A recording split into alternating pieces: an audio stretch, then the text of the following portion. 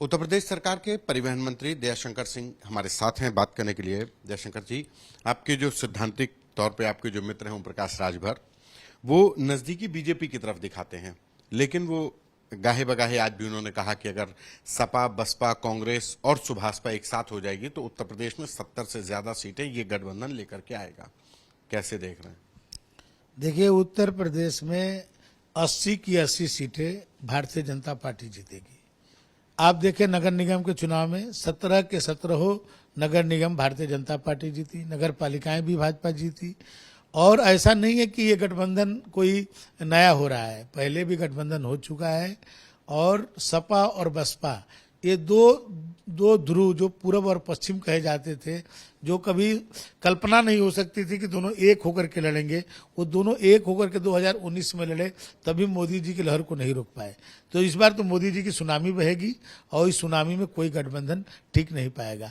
जहां तक ओम प्रकाश जी का प्रश्न है, ओम प्रकाश जी का मैं कह सकता हूं कि स्वाभाविक रूप से वो भारतीय जनता पार्टी के नीतियों के नजदीक हैं। जो दलित, वंचित, कमजोर वर्ग का वो लिए काम करते हैं, मोदी जी और योगी जी उसको पूरा करते हैं। तो स्वाभाविक रूप से वो हम लोग के नज़दीक हैं। उनके वोटर्स भी आज मोदी जी के कार्यों को और योगी जी ने जो जिस तरह से कोरोना में मदद किया, तो उसके कारण वो भारतीय जनता पार्टी के नज़दीक हैं।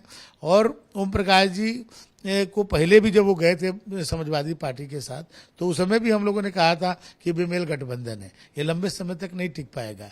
और अब यही हुआ कि आप देखिए कि चुनाव के तुरंत बाद ये गठबंधन मैंने नहीं टिक पाया। तो उनका स्वाभाविक रूप से जो गठबंधन लंबे समय तक के लिए है, तो वो भारतीय जनता पार्टी के साथ है। और उनके वोटर भी यही चाहते हैं कि मैंने वो मोदी और योगी के साथ रहें।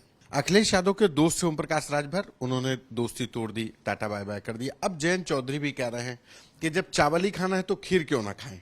तो क्या कुछ बीजेपी वाली खीर खाने को तैयार है? हो गया? देखिए, इस तरह के निर्णय और इस तरह पर मैंने हम लोग का ये नहीं है, राष्ट्रीय नेतृत्व तय करता है। कोई भी दल भारतीय जनता पार्टी के साथ आएगा कि नहीं आएगा, इसका फैसला हमारा राष्ट्रीय नेतृत्व करेगा। लेकिन मैं इतना कह सकता हूं कि मोदी जी और योगी जी की नीतियों से प्रभावित होकर के बहुत सारे लोग आज भाजपा के साथ आना चाहते हैं। जयंत चौधरी भी कुछ उनका दोस्ती खटाई में पड़ गए अखिलेश यादव से। क्यों अखिलेश यादव से दोस्ती चल नहीं पाती है लोगों की?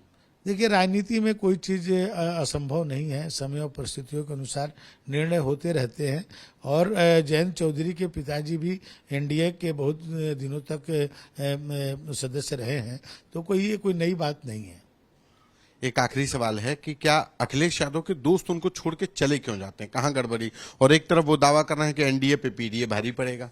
देखिए, सबसे बड़े तो उनके सामने चुनौती है जो माननीय मुलायम सिंह जी के साथ जो लोग काम किए, जो समाजवादी पार्टी के संस्थापक सदस्य रहे, पहले वो भी एक एक करके जो है आज समाजवादी पार्टी को छोड़ते जा रहे हैं।